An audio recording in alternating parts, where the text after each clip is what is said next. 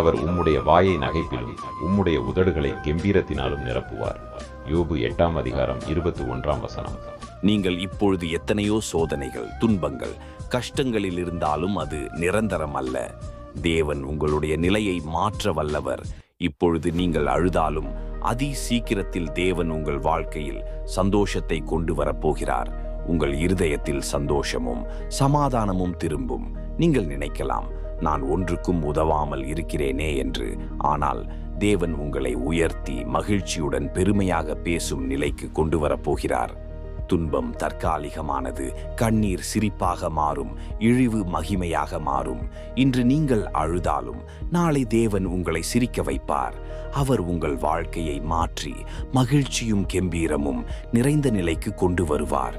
இன்றைய நாள் உங்களுக்கு ஆசீர்வாதமான நாள்.